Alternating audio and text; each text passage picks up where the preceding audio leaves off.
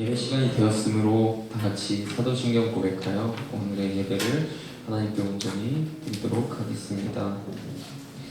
나는 전능하신 아버지 하나님 천지의 창조주를 믿습니다. 나는 그의 유일하신 아들 우리 주 예수 그리스도를 믿습니다. 그는 성령으로 잉태되어 동정녀 마리아에게서 나시고 본디오 빌라도에게 고난을 받아 십자가에 못 박혀 죽으시고 장사된 지 사흘 만에 죽은 자 가운데서 다시 살아나셨으며 하늘에 오르시어 전능하신 아버지 하나님 우편에 앉아 계시다가 거기로부터 살아있는 자와 죽은 자를 심판하러 오십니다. 나는 성령을 믿으며 거룩한 공교회와 성도의 교제와 죄를 용서받는 것과 몸의 부활과 영생을 믿습니다. 아멘.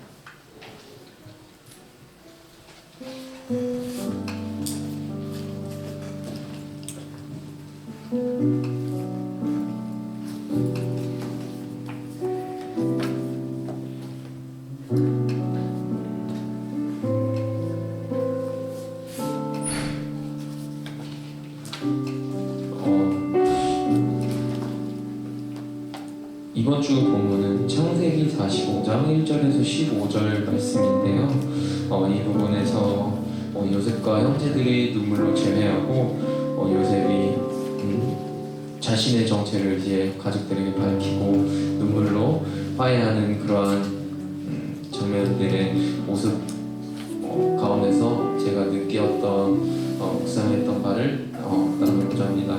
요셉은 어릴 적 겪지 않아도 될 그러한 아픔들을 좀 겪었던 것 같습니다. 어렸을 때 가족들에게 버려지고 또한 따돌림을 당하는 그러한 아픔을 겪었고 그에 대한 자신에게 그 합당한 이유가 알기 어려웠을 거고 억울하고 좀 답답한 마음이 들었을 텐데 가정이라는 그 사랑과 믿음을 줘야 되는 그런 공동체 안에서 그 자신을 좀 가만히 놔두지 않고 그 버려짐과 더불어서 이제 감옥에도 가고 또 의도치 않게 이제 오해도 받아야 하는 그런 상황 속에 있을 텐데 그런 세상에서 많이 좀 힘들었던 것 같은데 요셉은 형들을 다시 만나게 됐을 때 자신의 그 과거의 그런 힘들었던 또 형들에 대한 그런 안 좋은 마음들이 눈물과 함께 씻겨 나갔던 것 같습니다. 그리고 자신의 지음받은 그 하나님께서 나를 지으신 바를 이해하게 되었고 그 자리에 계신 하나님과 형제들에게 자신의 삶의 이유 그리고 또 자신의 그 정체성에 대해서 고백을 합니다. 우리의 삶도 그와 비슷하다고 생각합니다. 내가 지음받은 바와 내가 이 땅에 보내진 이유 그것들을 저희가 알 수는 없겠지만 지금 바로 정확한 이유를 알 수는 없을 수도 있겠지만 이유 없이 보내심은 없다라고 생각을 했습니다. 그렇기 때문에 나의 사명이 조금 늦게 발견되더라도 남보다 크지 않을지라도 이유 없이 보내신 분은 아니시니 그 사실을 신뢰하며 주님 앞에 오늘도 우리의 사명을 그리고 또 하루를 맡겨드리며 나아가길 소망합니다.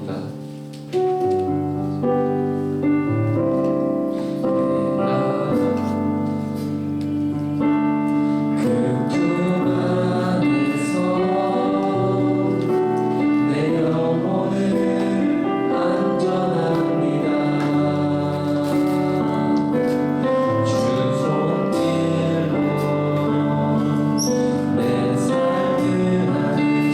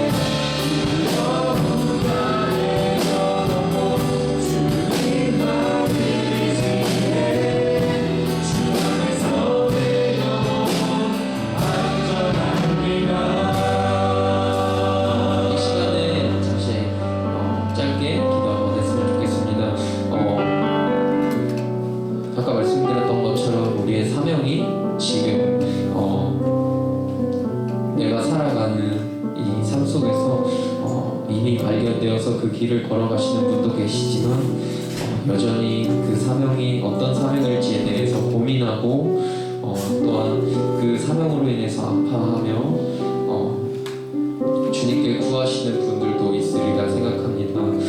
이 찬양의 가사의 고백처럼 크신 주님의 계획을 우리가 신뢰하길 원합니다. 나의 뜻은 아직 잘 모르겠지만 주께서 이유 없이 보내시는 바는 없으리라 신뢰하며 주님의 계획을 신뢰하기를 원한다고 잠시 이 시간에 우리의 마음을 내려놓을 기도를 드렸으면 좋겠습니다. 기도합시다.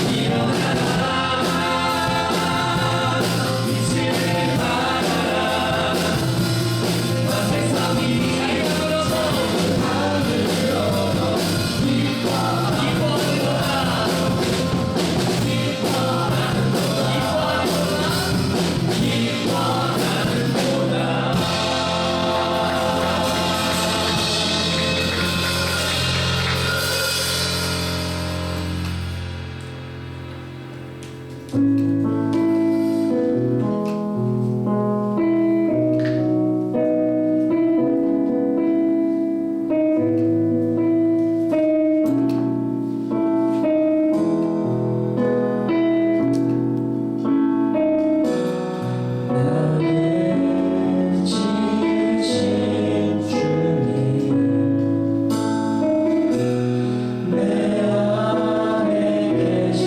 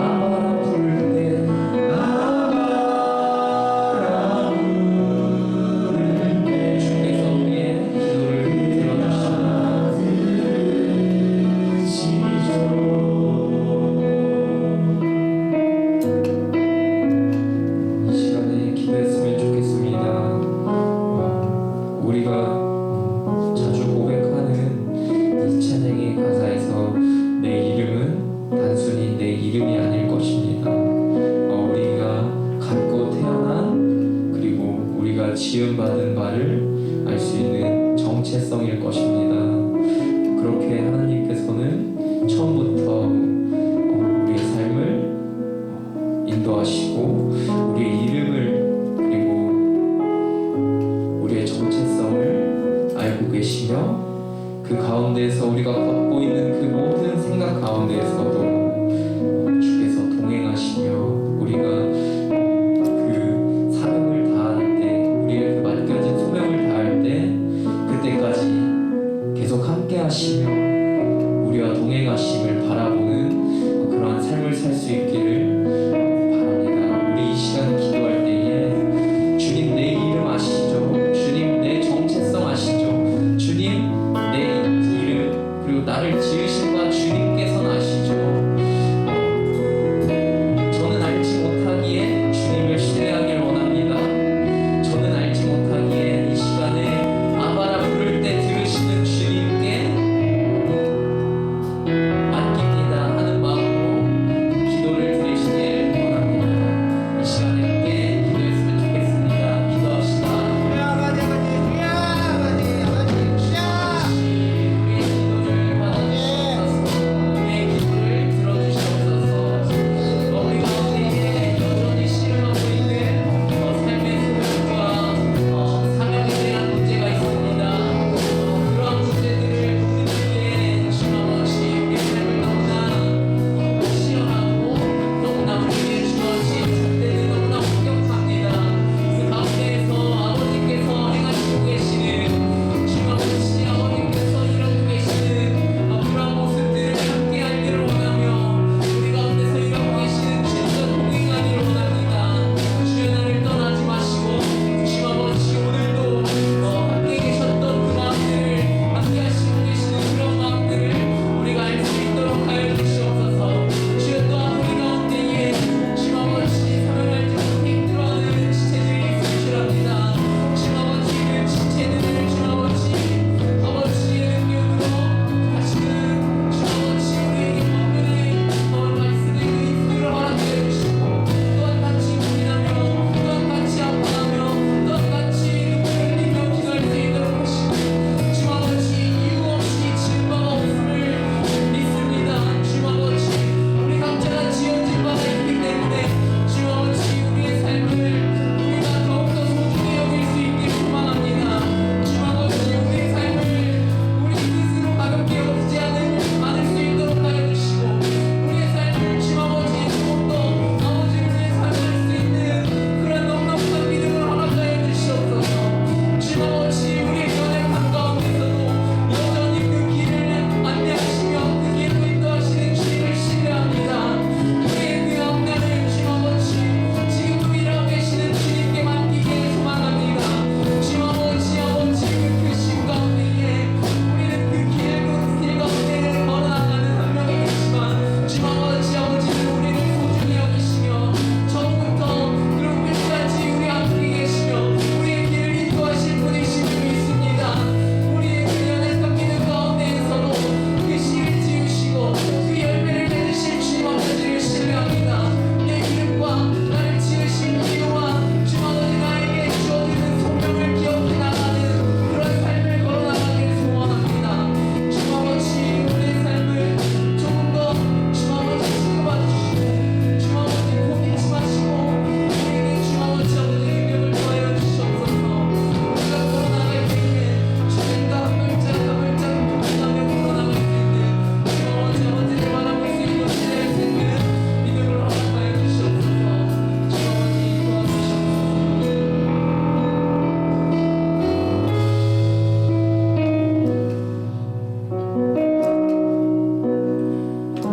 모든 기도와 간구를 하되 항상 성령 안에서 기도하고 이를 위하여 깨어 구하기를 항상 힘쓰며 여러 성도를 위하여 구하라.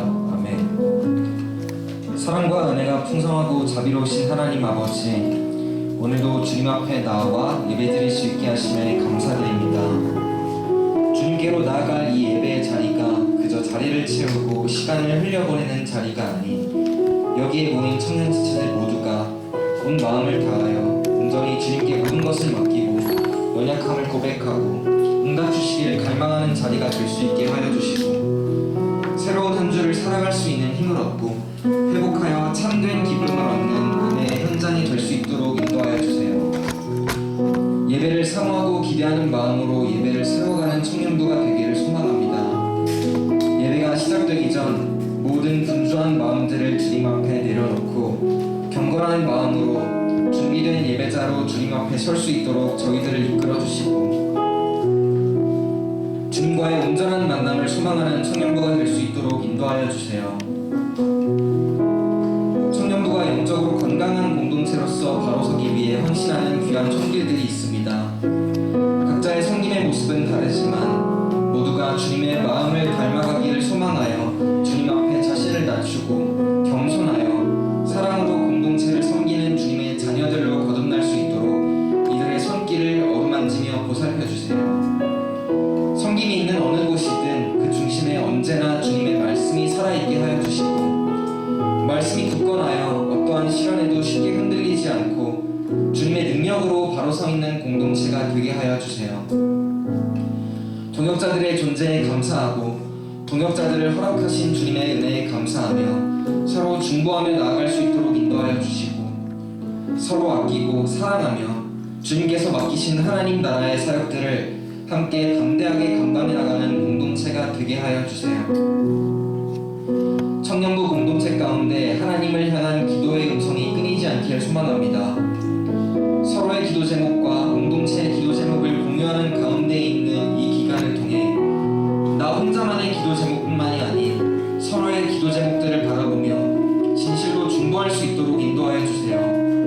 공동체의 기도 제목들을 생각하고 기억하며 진실로 감사하며 애통해하는 청년들 한 사람 한 사람이 될 수 있게 하여 주세요. 나는 기도자입니다.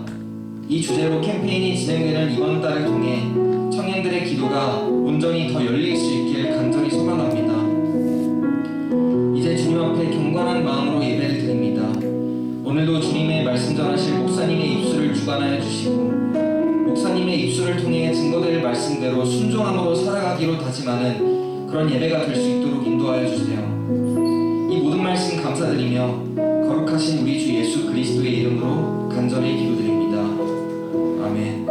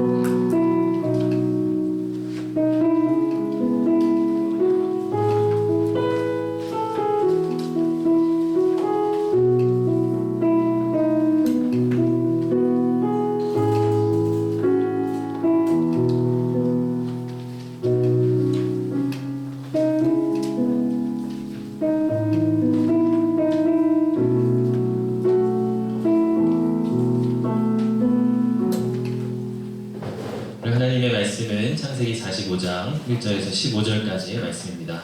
지금 하나님의 말씀을 경외하는 마음으로 자리에서 일어서시겠습니다. 말씀을 합독하겠습니다. 1절부터 15절입니다.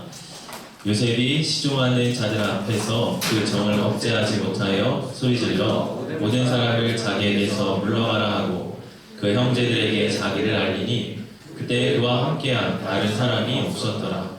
요셉이 큰 소리로 우니 애굽 사람에게 들리며 바로의 궁중에 들리더라. 요셉이 그 형들에게 이르되 나는 요셉이라 내 아버지께서 아직 살아계시니까 형들이 그 앞에서 놀라서 대답하지 못하더라. 요셉이 형들에게 이르되 내게로 가까이 오소서. 그들이 가까이 가니 이르되 나는 당신들의 아우 요셉이니 당신들이 애굽의 판자라. 당신들이 나를 이곳에 팔았다고 해서 근심하지 마소서. 한탄하지 마소서. 하나님이 생명을 구원하시려고 나를 당신들보다 먼저 보내셨나이다. 이 땅에 2년 동안 흉년이 들었으나 아직 5년은 밭갈이도 못하고 추수도 못할지라. 하나님이 큰 구원으로 당신들의 생명을 보존하고 당신들의 후손을 세상에 두시려고 나를 당신들보다 먼저 보내셨나니, 그런즉 나를 이리로 보내는 당신들이 아니요 하나님이시라. 하나님이 나를 바로에게 아버지로 삼으시고 그 온 집의 주로 삼으시며 애굽 온 땅의 통치자로 삼으셨나이다. 당신들은 속히 아버지께로 올라가서 아뢰기를, 아버지의 아들 요셉의 말에 하나님이 나를 애굽 전국의 주로 세우셨으니 지체 말고 내게로 내려오사 아버지의 아들들과 아버지의 손자들과 아버지의 양과 소와 모든 소유가 고센 땅에 머물며 나와 가깝게 하소서. 흉년이 아직 5해가 있으니 내가 거기서 아버지를 공양하리이다. 아버지와 아버지의 가족과 아버지께 속한 모든 사람에게 부족함이 없도록 하겠나이다 하더라고 전하소서. 당신들의 눈과 내 아우 베냐민의 눈이 보는 바 당신들에게 이 말을 하는 것은 내 입이라. 당신들은 내가 애굽에서 누리는 영화와 당신들이 본 모든 것을 다 내 아버지께 아뢰고 속히 모시고 내려오소서 하며 자기 아우 베냐민의 목을 안고 오니 베냐민도 요셉의 목을 안고 오니라. 요셉이 또 형들과 입맞추며 안고 오니 형들이 그제서야 요셉과 나가니라. 아멘. 이것은 하나님의 말씀입니다. 자리에 앉으시겠습니다.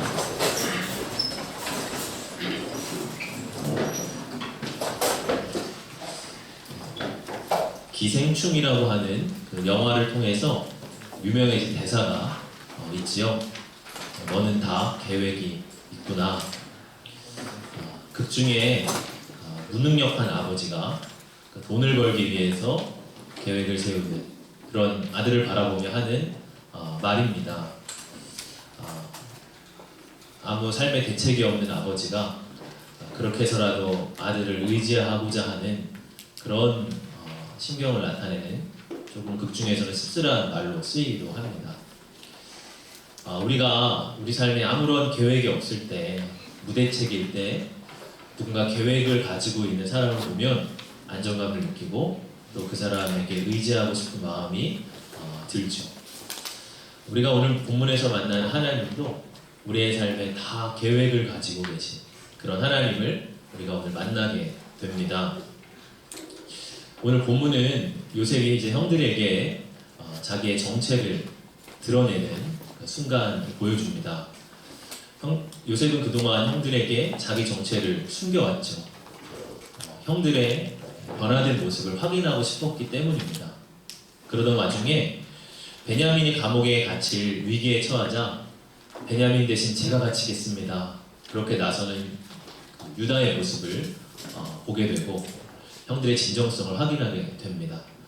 이제 그제서야 요셉은 자기의 정을 억제하지 못하고 형들에게 내가 요셉입니다 하고 그렇게 자기를 드러내고 있는 말씀이죠. 요셉은 먼저 자기 앞에 있는 애굽의 사람들을 다 물리쳤다라고 1절을 기록을 하고 있습니다. 요셉은 애굽의 지도자고 높은 지위에 있는 자죠. 그래서 감정적이고 연약한 모습을 보여서는 안 됩니다. 그래서 먼저 애굽의 신하들을 다 물러가게 했어요. 그리고 2절을 보면 그가 큰 소리로 울었다 그렇게 나와 있습니다. 요셉이 22년 동안 꾹꾹 눌러 담았던 그 마음의 모든 아픔이 이제 눈물이 돼서 터져 나오는 것이에요. 요셉이 그동안 어디서든 밝고 씩씩하게 지냈지 않습니까? 어떤 상황에서도 용기 있게 지혜롭게 보냈던 요셉입니다. 그런데 그런 요셉이라고 해서 그 마음에 왜 아픔이 없었겠어요? 17살 때 아버지의 집에서 끊어져 나와서 아무도 모르는 그 외국에서 타향살이를 하는 이 요셉의 마음에 참 많은 아픔, 상처, 그리움이 있었을 것 같습니다.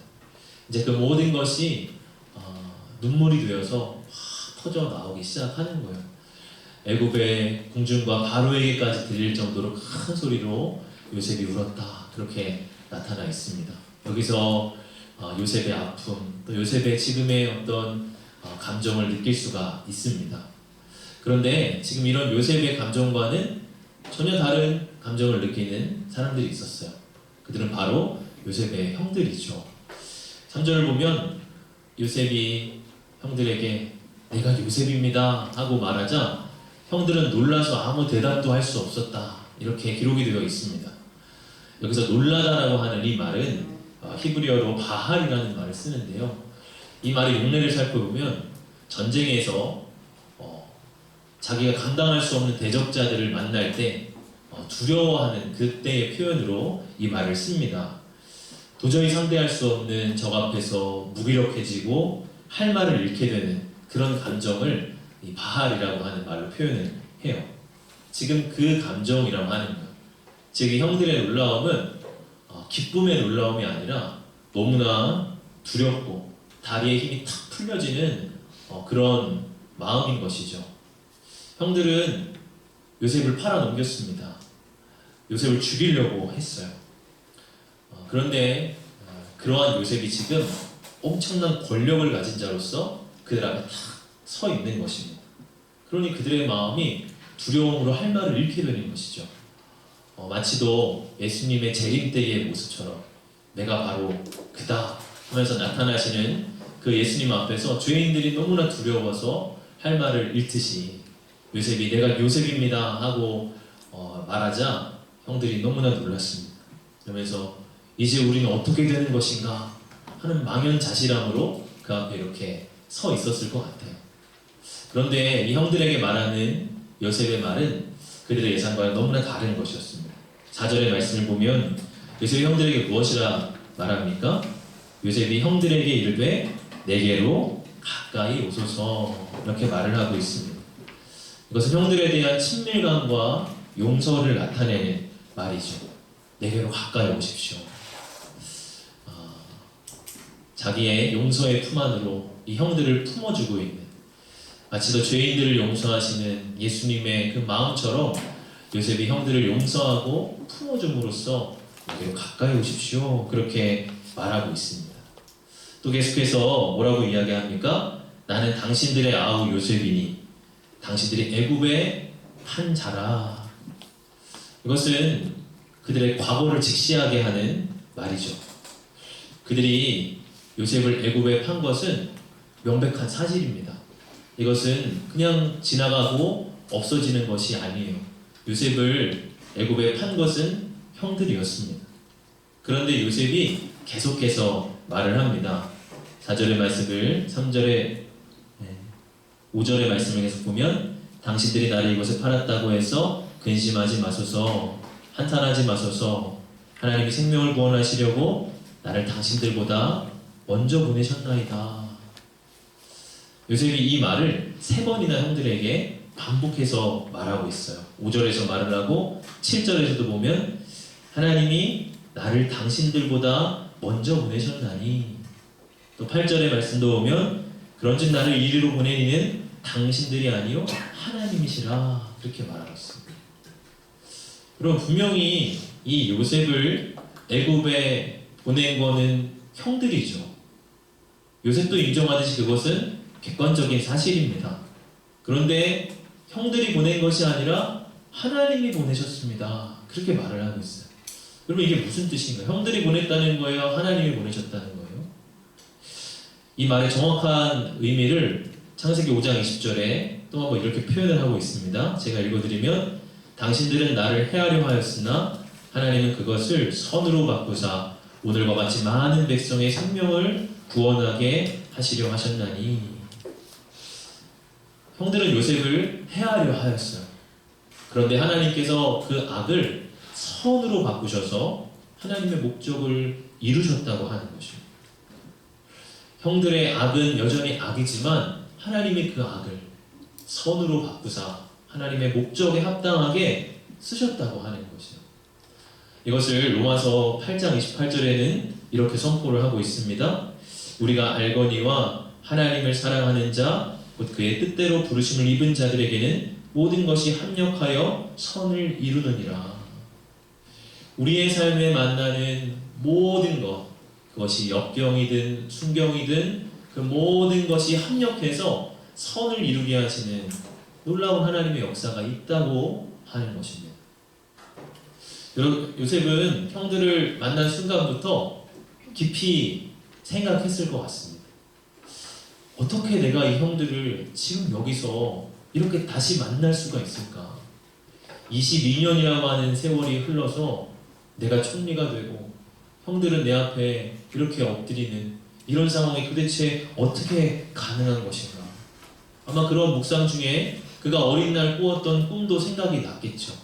형들의 곡식단이 자기의 곡식단 앞에 엎드리는 그러한 꿈도 기억이 났을 것입니다. 그렇게 깊은 묵상 속에서 이 모든 것은 하나님이 예견하신 일이구나.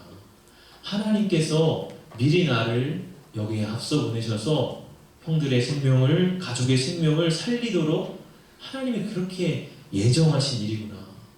그가 그 묵상 속에서 그 비밀을 깨닫게 된 것이죠. 그런 깊은 묵상 속에 이 형들에 대한 마음의 원망도 다 녹아 없어지고 하나님의 이 놀라운 다 사람이 이해할 수 없는 오묘한 이 계획 앞에 그가 엎드리게 된 것입니다. 내게로 가까이 오십시오. 이 형들을 용서하는 이 요셉의 용서는 이러한 하나님의 섭리를 믿는 섭리 신앙에서 온 것이죠. 그리고 우리의 삶의 섭리 신앙이 참 중요합니다. 이 섭리라고 하는 이 말에 이 영어 단어 프로비던스라고 하는 이 말은 라틴어인 프로비덴티아라고 하는 말에서 나왔는데요. 무엇 앞에라고 하는 프로와 무엇을 보다라고 하는 비데레라고 하는 말의 합성어입니다. 문자 그대로는 앞서 보다라고 하는 뜻인데요. 하나님께서 우리의 모든 인생을 앞서 보시며 계획하시며 성취해 가고 계신다 하는 그것이 바로 하나님의 섭리입니다. 여러분, 우리가 이 하나님의 섭리를 붙드는 것이 우리의 인생에서 참 중요합니다. 종교학자 칼뱅은 이 섭리의 중요성을 강조를 했어요. 그의 책 기독교 강요를 보면 그가 이렇게 말을 하고 있습니다. 하나님의 섭리에 대해 무지한 것이 가장 큰 비참함이요 또한 최고의 행복은 바로 그 섭리를 아는 데 있다. 섭리가 너무나 중요하다라고 그는 강조하고 있는 것이죠. 여러분, 우리가 하나님의 섭리를 알 때 우리는 운명의 피해자로 살지 않게 됩니다. 여러분, 요셉이 뭐라고 해요? 나는 요셉이니 당신들이 애굽의 판자라. 여러분, 이것은 객관적인 사실이죠. 그런데 그의 정체성이 여기에 머물러 있었다면 그는 운명의 피해자로 살았을 것입니다. 그 형들의 손아귀 때문에 내가 이렇게 되었고 이 형들에 대한 미움, 원망으로 그의 인생을 그냥 낭비해 버렸을 거예요. 그러나 요셉은 하나님의 섭리를 붙들었습니다.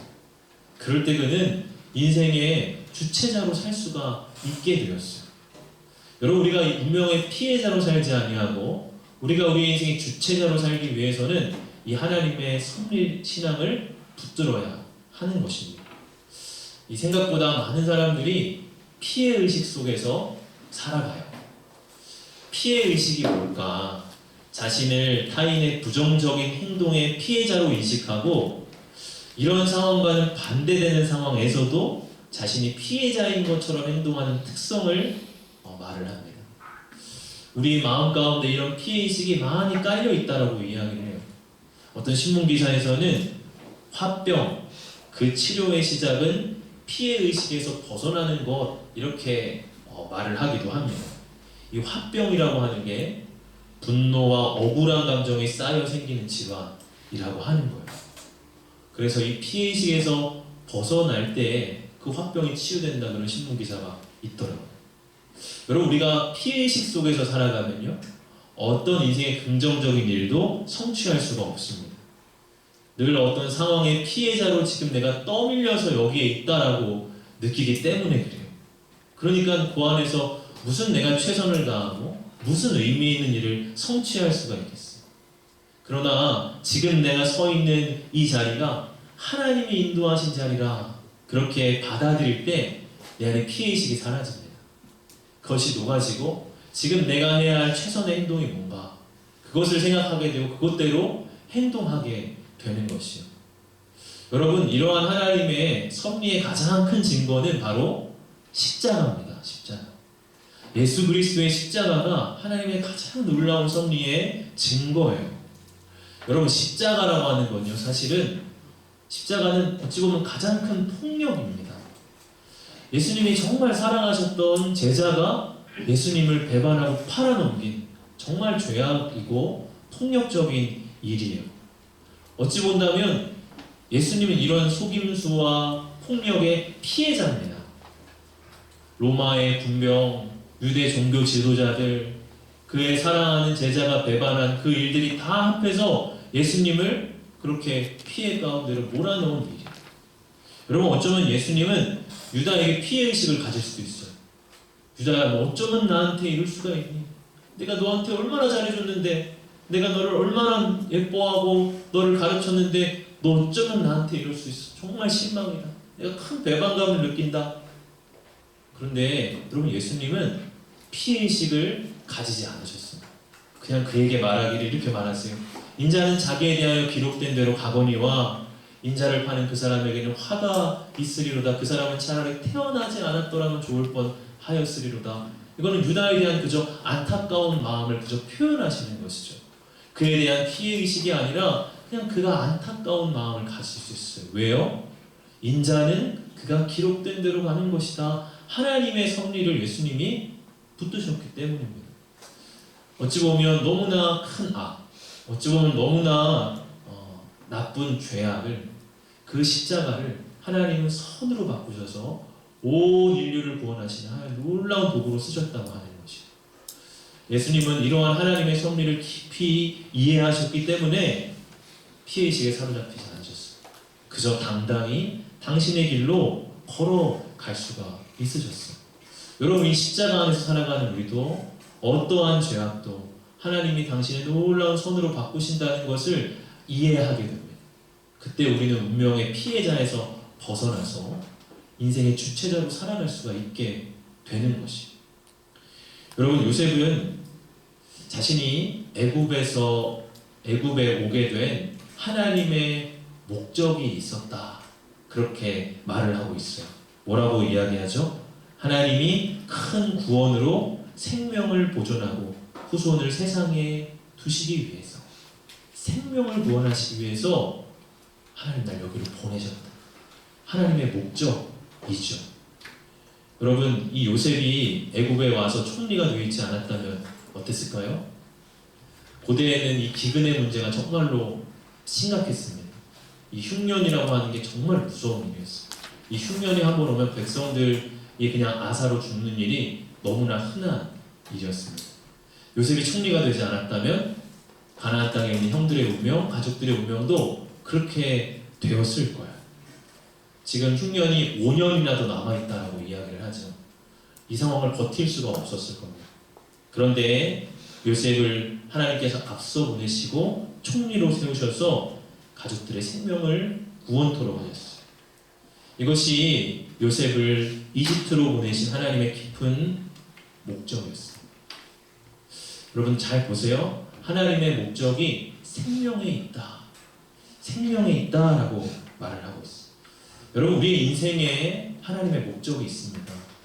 섭리신앙을 아는 사람은 이 목적에 이끌리는 삶을 사는 사람들입니다. 우리의 삶에 목적이 없기 때문에 우리가 허무해져요. 우리의 삶에 목적이 없기 때문에 우리의 인생이 계속 낭비해요. 그러나 섭리의 신앙을 붙드는 자는 목적이 생깁니다. 여러분, 이 목적이 어디에 있습니까? 생명에 있다라고 얘기해요. 여러분, 예수님께서 무엇이라 말씀하시죠? 요한복음 10장 10절을 보면 도둑이 오는 것은 도둑질하고 죽이고 멸망시키려는 것뿐이요 내가 온 것은 양으로 생명을 얻게 하고 더 풍성히 얻게 하려는 것이라. 예수님이 이 땅에 오신 목적도 생명을 위한 일이라, 그렇게 말씀하고 있습니다. 예수님은 여기에 목적을 분명히 두셨기 때문에 어떠한 상황에서도 흔들리지 아니하고 걸어가셨습니다. 여러분, 우리의 삶에도, 우리의 인생에도 이러한 하나님의 깊은 목적이 흐르고 있다는 사실을 아십시오. 우리가 무의미한 삶을 살고 있지 않습니다. 하나님의 목적이 있습니다. 여러분, 요셉이 특별히 이 목적과 수단을 구분하고 있는 것을 잘 주목해 보십시오. 목적은 무엇이에요? 하나님이 생명을 구원하시려고, 이게 목적이에요. 수단은 무엇입니까? 나를 애굽의 온 땅의 통치자로 삼으셨습니다. 여러분, 요셉이 애굽의 통치자가 된 것은 수단이에요, 수단. 그게 목적이 아니에요. 그의 목적은 하나님의 생명을 이루기 위함이 목적이었어요. 그리고 그 목적에 합당하도록 하나님 그저 수단으로서 그를 총리로 세우신 것이. 여러분, 어떤 사람들은 인생의 목적과 수단을 헷갈려 합니다. 당신의 인생의 목적이 뭐예요? 돈 많이 버는 거예요. 돈 많이 벌어서 뭐 할 건데요? 대답을 못합니다. 여러분, 돈은 수단이죠. 돈을 많이 벌어서 뭐 할 거예요? 그게 목적이지. 그런데 수단을 목적으로 헷갈려요. 어떤 사람은 대통령이 될 거예요. 어떤 사람은 나는 배우가 될 거예요. 그것은 다 수단이에요. 수단을 목적으로 삼으면 안 되죠. 수단을 목적으로 삼을 때 인생이 허무해집니다. 우리의 인생의 목적은 생명에 있습니다. 목적이 분명하면 수단은 따라오게 되어 있어요. 여러분, 생명을 목적에 두고 우리가 살아갈 때 허무함에 빠지지 않고 계속 앞으로 나아갈 수가 있는 것이. 여러분, 우리가 어느 자리에 가든 어디에 서 있든 하나님은 당신의 생명을 위해서 우리를 거기에 세우신 것입니다. 나의 생명, 가족의 생명, 이웃의 생명, 이 생명에 우리의 목적이 있습니다. 우리의 인생의 목적을 거기에 두고 우리가 살아갈 때 우리의 삶이 허무에 빠지지 않고 하나님이 섭리에 합당하게 걸어가게 되는 것이죠. 9절 이하의 말씀을 여러분 보면요, 이 하나님의 섭리의 목적이 마침내 이루어지는 순간을 9절 이하에 표현하고 있습니다. 이 본문을 보면은 요셉의 흥분과 감격이 나타나요. 9절의 말씀을 보면은 속히 이런 말이 나타나고, 또 9절 하반절에 보면은 지체 말고 이런 말이 나타나고요. 또 13절을 보면은 또 속히 이런 말이 나와요. 속히 모시고 내려오셨어요. 그때요, 지금 막 흥분을 했어요. 아버지를 빨리 데리고 와서 그 아버지를 만나기를 원하고, 또 이 땅에 아버지를 모실 수 있다고 하는 사실이 지금 요셉에게는 너무나 기쁜 거예요. 너무나 흥분되는 거예요. 그래서 이것을 빨리 우리 아버지 모십시오. 그렇게 이야기를 하고 있죠. 또 14절에서 15절은 어떤 모습이 보이죠? 서로 껴안고, 서로 입을 맞추고, 또 서로 울면서 그렇게 부둥켜 안는 모습이 나타납니다. 뭘 얘기합니까? 관계의 회복을 이야기하는 것이죠. 요셉의 삶을 무겁게 짓누르고 있었던 그러한 모든 관계들이 지금 회복이 되는 모습을 보여줘요. 여러분, 무엇을 말합니까? 우리를 향한 하나님의 섭리의 목적이 가장 선하고 좋은 것이라는 사실을 말을 하고 있는 것이. 여러분, 요셉이 이렇게 되리라고 꿈에나 상상을 했을까요? 자기 삶에 이런 일이 있으리라고 그가 감히 예상이나 했겠습니까? 그냥 아버지를 다시는 못 볼 줄 알았겠죠. 그냥 아버지를 다시 만나게 되는 거예요. 뿐만 아니라 형들과 다시 화해하게 되고, 그 이전에 홀라운 그 가정의 평안을 그가 회복하게 되는 거예요. 그는 전혀 예상하지 못했던 일이었지만 하나님께서 측량할 수 없는 지혜로 그의 가장 선한 것을 예비해 두셨음을 알아보고 있는 것입니다. 여러분, 하나님은 지금도 우리가 꿈도 못 꿀 놀라운 일을 우리의 삶에 예비해 두고 계셨다는 거예요. 섭리에는 목적이 있죠. 그런데 그 하나님의 목적은 우리의 삶에 가장 놀랍고 선한 것이라는 사실입니다. 그래서 고린도전서 2장 9절에는 이렇게 말씀을 합니다. 기록된 바 하나님이 자기를 사랑하는 자들을 위하여 예비하신 모든 것은 눈으로 보지 못하고 귀로 듣지 못하고 사람의 마음으로 생각하지도 못하였다 함과 같으니라. 하나님이 자기를 사랑하는 자들을 위하여 예비하신 것은 눈으로 보지도 못하고 귀로 듣지도 못하고 한마디로 듣도 보도 못한 감히 상상할 수 없는 놀라운 것들을 우리를 향하여 예비해 두셨다고 하는 거예요.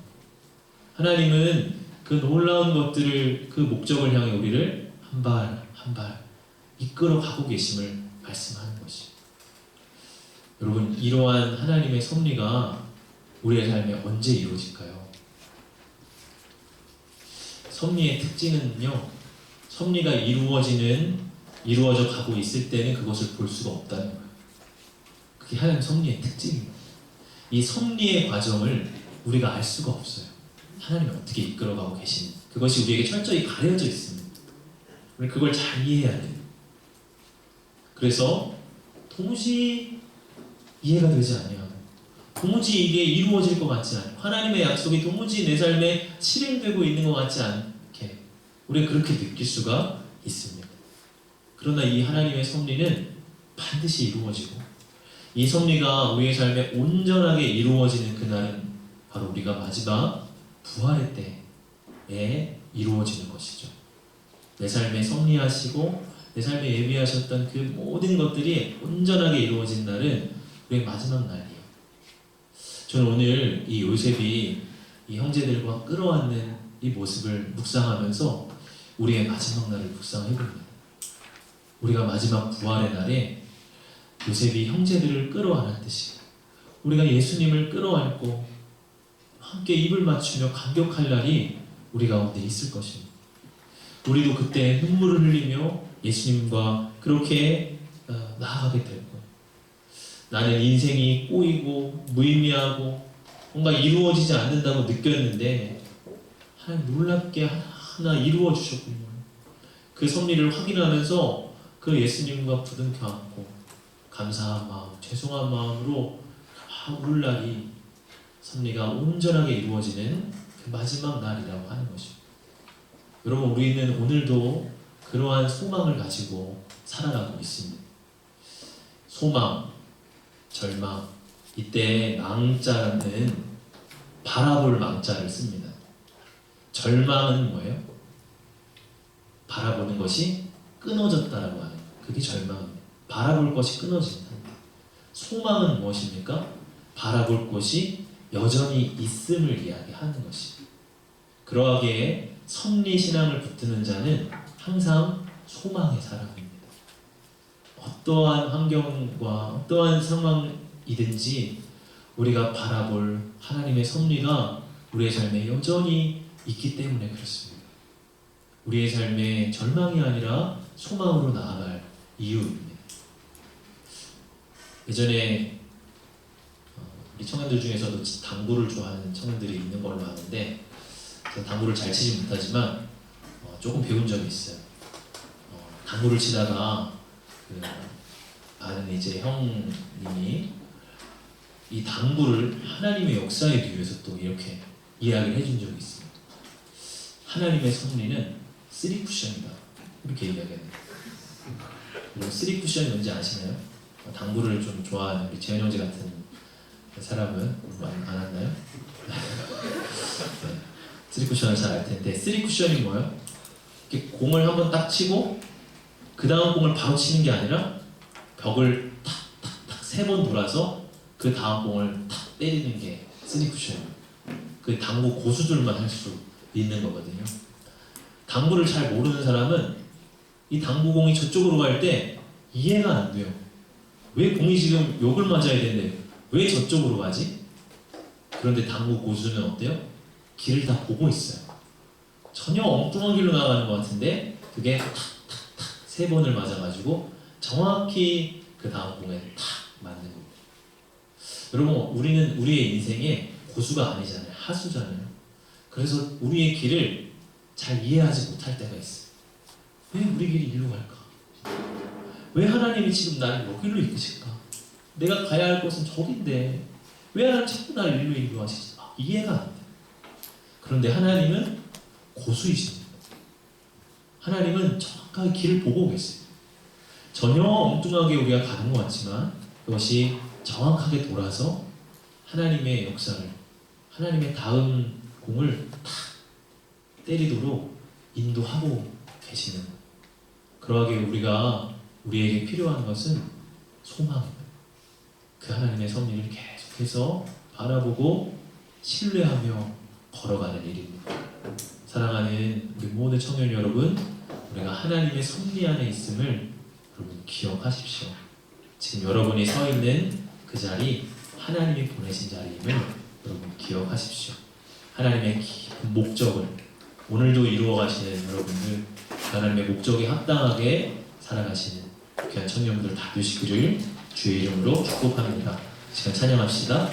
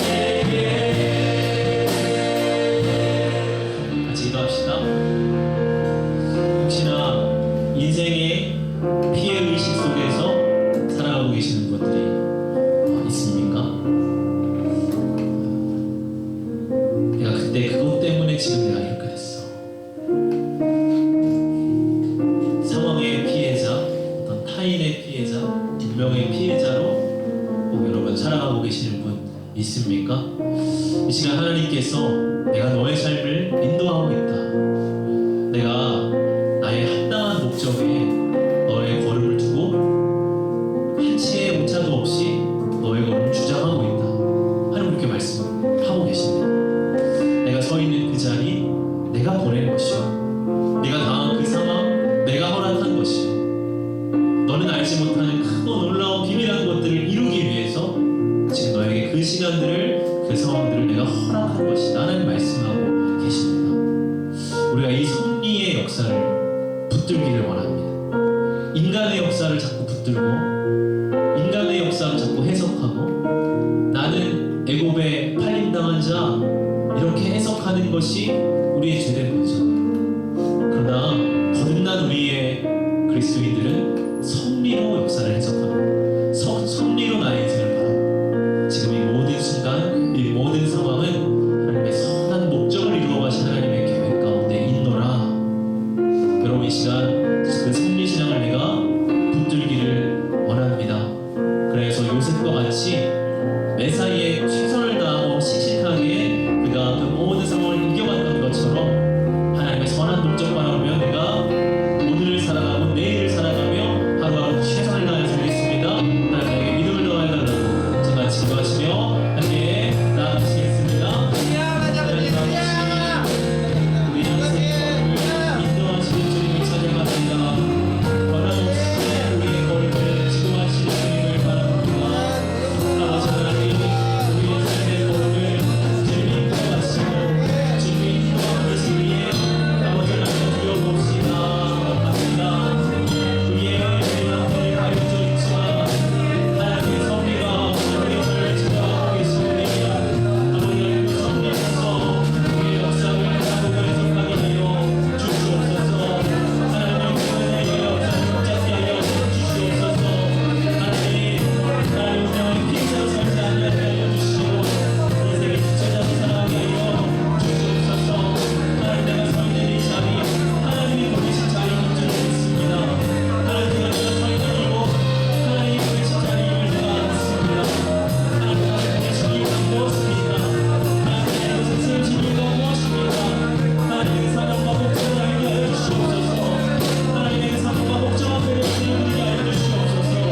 하나님 그저 하나님 우리에게 인생을 낭비하며 기운과 원망과 아버지 하나님 문제 속에 하나님 사랑을 잡게 하여 주시고 하나님의 삶이 하나님의 손에 붙잡게 되어 있음을 하나님 기억하여 주시옵소서. 지금 내가 아파한 이 직장, 하나님 내가 지금 아버지 하나님 서고 있는 이 공부, 하나님 허락하셨기에 하나님 보내셨기에 하나님 내가 그 자리에 서 있습니다. 아버지 하나님이 소소한 시간을 붙잡게 하여 주시고 그래서 목적을 세우는 인도하고 계시는 하나님의 손을 믿으며 하나님 나아가며 주시옵소서. 하나님 인도하신 것을 신뢰하고 또 바라봅니다. 하나님 우리가 신앙의 소망이 하나님 넘치게 하여 주시옵소서. 주님이 아버지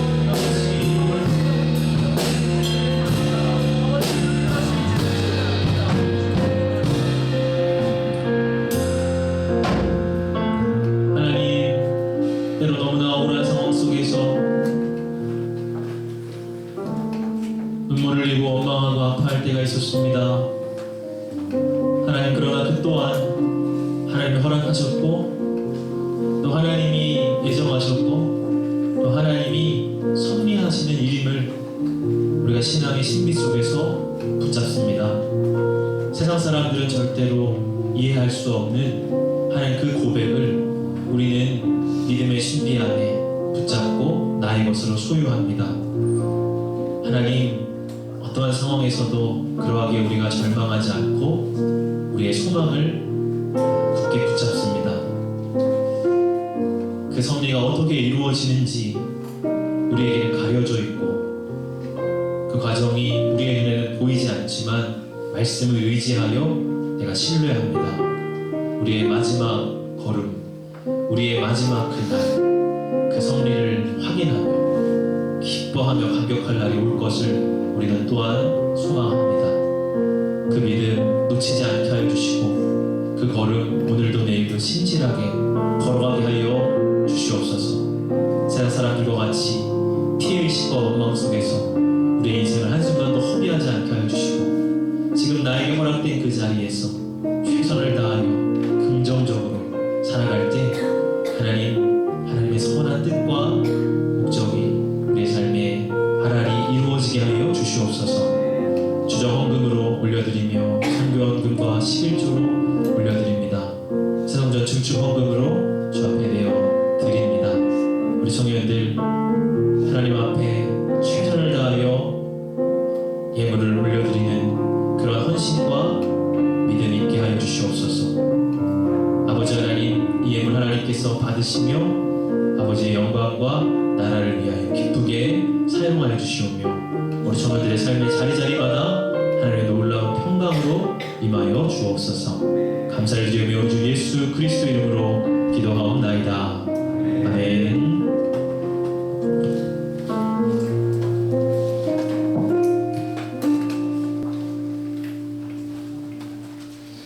네, 이번 돌아오는 한 주도 우리의 소망을 붙잡고 또 우리의 목적이 있음을 신뢰하며 우리의 삶을 놓고 치열하게 고민하고 또 부딪혀보며 하지만 그것을 겁내지 않는 우리 모든 지체들 되기를 소망합니다.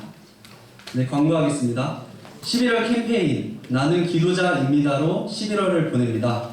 기도 제목을 교환하며 평소의 삶 속에서도 서로의 기도 제목 또는 공동체의 기도 제목을 붙들고 기도하는 청년부 되기를 소망합니다. 네, QR 한번 띄워주시겠어요? 오늘도 이 QR을 찍으셔서 기도 제목을 남겨주시면 감사하겠습니다. 네, 기도 제목을 한번 쓰셨다고 해서 이제 안 쓰시는 게 아니라 매주 또는 이 QR을 가져가셔서 매일 기도 제목을 적으셔도 되니까요. 이제 기도가 필요하신 분은 언제든지 잘 활용해 주시면 감사하겠습니다. 다음 광고하겠습니다. 돌아오는 금요일 11월 8일에 금요차 예배 특송이 있습니다. 일시는 11월 18일 금요일 오후 8시 30분에 2층 유년부실에서 연습을 하고요. 찬양 이번에 선정한 곡은 강명식 씨의 아무도 보이지 않는 곳에서 라는 곡으로 하는데 이 곡은 아마 생소하실 수도 있으십니다. 근데 유튜브에 치면은 바로 처음 부분에 나오니까요. 한번 들어보시고 이제 같이 와서 함께 찬양할 수 있었으면 좋겠습니다. 다음 광고는 다니엘 기도회가 내일부터 11월 14일 내일부터 이제 11월 19일 토요일까지 저녁 7시 30분 3층 분당에서 진행이 됩니다. 이제 이 기도회는 지난번에도 말씀드렸듯이 우리 효성영광교회의 영적 부흥과 내년도를 준비하는 시간으로 이 시간을 갖게 되는데요. 우리 청년들도 함께 오셔서 이게 어른분들만의 전유물이 아닙니다. 함께 청년분들도 함께 오셔가지고 즐기시고 또 내년에 대한 비전과 소망을 다시 분명히 하는 시간이 되어지길 소망합니다.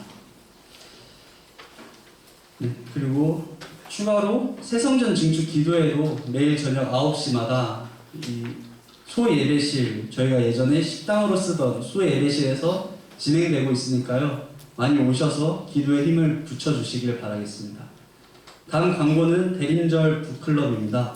시작 날짜가 11월 28일 월요일부터 시작하고요.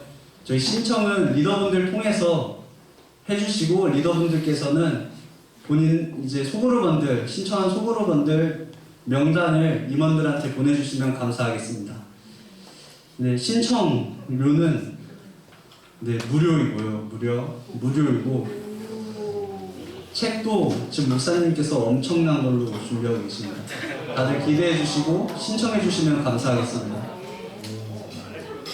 다음 광고는 네, 리더 임시총회가 있습니다. 다음 주. 네, 정기총회에 앞서 리더, 팀장, 임원분들께서 먼저 임시총회를 가지려고 하는데요. 임시총회와 또 저희 11월 27일부터 이제 정기 총회가 시작되는데 이 두 총회를 위해서 기도해 주시면 감사하겠습니다. 그리고 추가로 다음 주는 추수감사주일인데요. 11월 20일 추수감사주일은 기존 청년부 예배와 동일하게 이곳 5층 예배당에서 1시 반에 드려지게 됩니다. 네, 이상 방금 마치고 축복하겠습니다.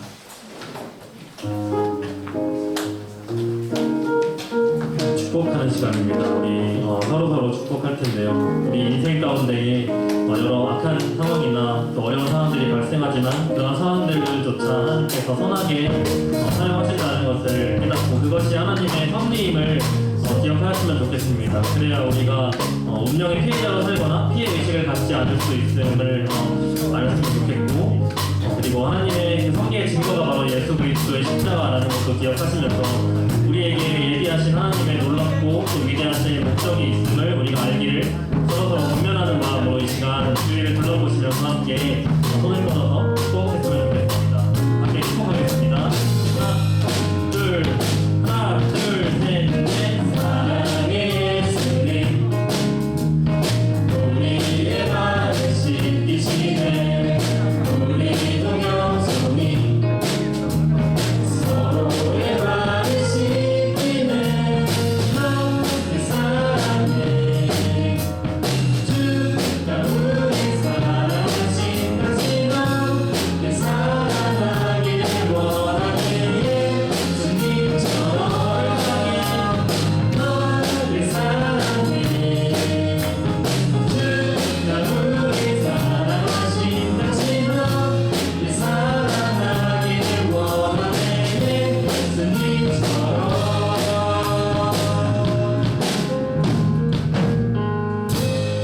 이제는 우리 주 예수 그리스도의 크신 은혜와 하나님 아버지의 무한하신 사랑하심과 성령의 교통하심이 오늘 하나님의 섭리 신앙을 굳게 붙들기를 소망하고 결단하는 이 자리에 모인 모든 주의 백성들의 머릿머리 위에와 저들의 삶과 가정 위에 일터와 학업 위에 기도하며 준비해 가는 모든 일들 위에 이제로부터 영원까지 함께 하시기를 간절히 축원하옵나이다.